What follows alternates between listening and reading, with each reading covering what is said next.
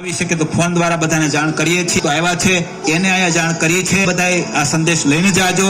તો સૌ ઉજવવાનો હોય ત્યારે સેવાની જરૂર પડે, મનની સેવાની જરૂર પડે અને ધનની સેવાની જરૂર પડે. શરીરને હલવાનું નથી અને રૂપિયા વિના તો ડગલું ભરાતું નથી અને અમારે ખિસ્સા જ નથી. એકેય રૂપિયો નહીં તોય કેવડું મોટું આયોજન અળખીને જ જાણે. પાસે નહોતી એક પાય પણ હુંડીયો લખતો હતો અને શેઠેનો શામળો પ્રેમથી સ્વીકારતો હતો. એ આધારે આ શરૂ કર્યું છે. શાકભાજી તો ખાવા જ પડે, ફળ ફૂલ તો ખાવા જ પડે, અનાજ તો ખાવા જ પડે, દહીં દૂધ તો ખાવા જ પડે. એ બધા ઝેરીલા છે. આમાંથી મુક્તિ મળે સારા સમાજને, સારો સમાજ નિરોગી બને, ભવિષ્યનો ભારત સુખી થાય અને બાળકો નક્કર બને, નિડર બને, મેધાવી બને, માતૃપિતૃ ભક્ત બને, દેશ ભક્ત બને. એટલે આપણો આ ટાર્ગેટ પૂરો. એનામાં સદગુણ આવશે, એનામાં સશક્તતા આવશે, નિડરતા આવશે, મેધાવીપણું આવશે. તો એ પોતાને માટે, કુટુંબને માટે, ગામને માટે, દેશને માટે કરી શકશે. અને એ કરી શકે એવા બાળકો છે, બાકીના બધા પાણા સમજ. એવું કરી શકે એવા ભવિષ્યના ભારતનું નિર્માણ થાય.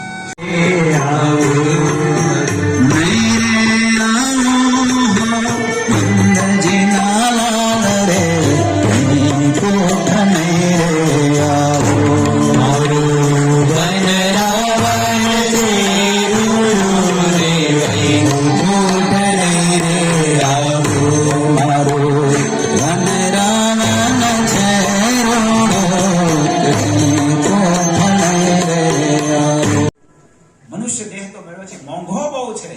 સારા કોળમાં મળ્યો, સારા દેશમાં મળ્યો, સત્સંગમાં મળ્યો, બધું મળી ગયું. અને હવે જો એ માર્ગે નહીં ચાલે તો અંતે પરિણામમાં જમપુર લખ 84 સિવાય કઈ નહીં મળે. આવો યુગ મળ્યા પછી 84 માં ભટકવું પડે, જમપુરીમાં જવું પડે તો કેટલી મોટી કરુણતા કહેવાય.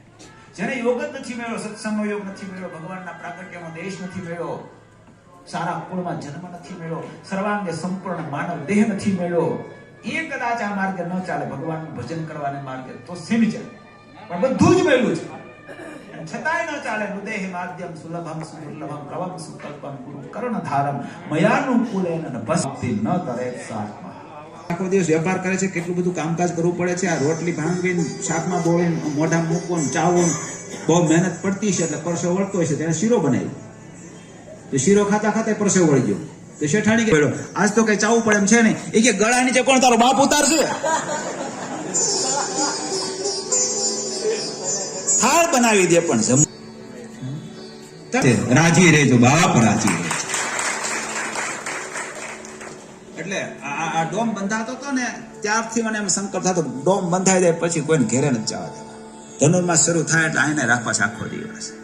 અને નક્કી કરવું છે કે ઠાકોરજીને અહીંથી ક્યાં આગા પાસે જવા નથી દેવા. ના હમ વસામી વૈકુંઠે ગોલોકે ચ સત્યે. નારદજીએ પૂછ્યું, પ્રભુ આપણું એડ્રેસ શું? મળવું હોય તો ક્યાં મળીએ? ગોલોકમાં, વૈકુંઠમાં, સત્યલોકમાં, ક્યાં લોકમાં મળવા?